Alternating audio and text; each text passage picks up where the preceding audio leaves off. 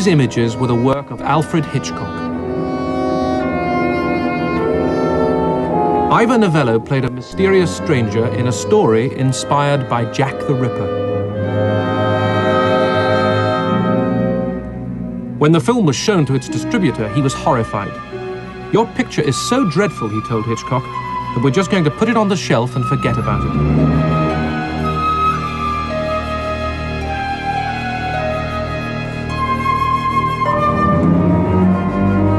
Hitchcock had made the mistake of regarding film as an art.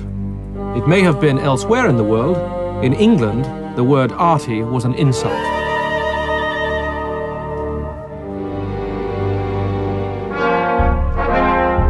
After some reshooting and retitling, Hitchcock's film finally reached the public. The Bioscope called it possibly the finest British production ever made.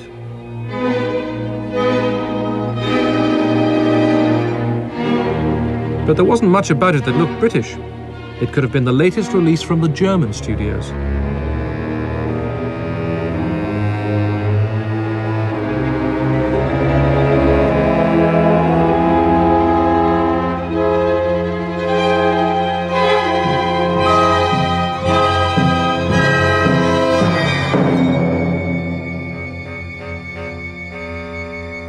Alfred Hitchcock was English enough. The son of a Leytonstone greengrocer, he got his first job at the Islington Studios. This old power station was owned by the Paramount Company, which hoped to make British films to Hollywood standards. American directors like George Fitzmaurice helped to train Hitchcock before the studio closed in 1922. I was very content when they were going to form a new British company when the Americans closed down, and I was going to get the job then as assistant director. So I got that job, and then they said, well, do you know of a good writer we can get? I said, I'll write it. So they said, well, what do you know about writing? So I said, well, I've worked in the editorial department for a couple of years at Paramount, and that gave me a contact with the writers. So I tried my own hand at writing the script, and here is a sample. So they looked at it, and I got the job. And then my friend, who was going to be the art director on the picture, he said he couldn't come. He had another job. Said, what are we going to do for an art director? I said, I'll do the art direction. Hitchcock set for Woman to Woman, which he also wrote, and on which he worked as assistant director. Hitchcock's boss, Michael Balcon, sent him to the Ufer Studios in Berlin, where British films were made under a co-production agreement. Given the greater resources of Germany, Hitchcock revealed his talent as a film designer. And I think Hitch was enormously influenced by, in fact, almost incalculably influenced by that German experience. In fact, he never said action when he was directing a scene in those early days. He always said Achtung. Hitchcock was given his first chance to direct by Michael Balcon. He made the film in Munich.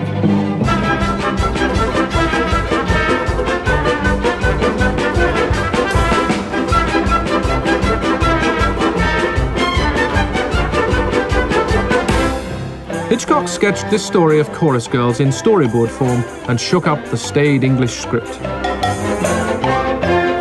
To help its sales, Balcon imported an American actress for the lead, Virginia Valley, whom Hitchcock turned into a blonde, like most of his heroines. Alfred Hitchcock was a very tubby, brilliant man. He was somebody who could be extremely kind, at the same time a terrible sadist, and that is apparent, I think, in his work too, the sadistic side.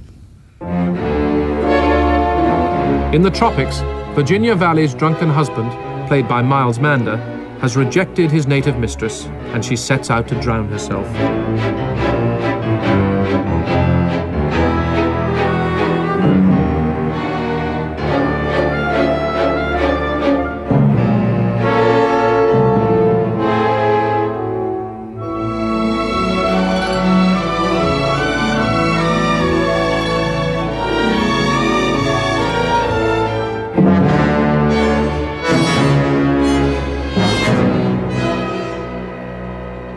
Well, he was such a strong personality and very autocratic.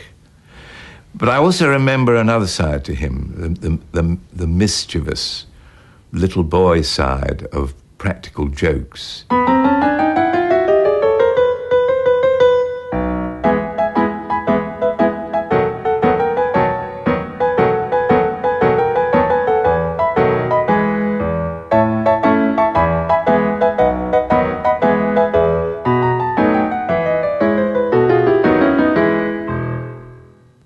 One of his more ghastly jokes, he played on a fellow called Harry Thorne, who was a prop man.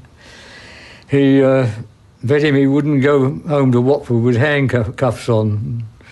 And poor old Harry, he fed him some stuff that was called X-Lex, which was a great laxative and looked exactly like chocolate. He went all the way on a bus to Watford with handcuffs on.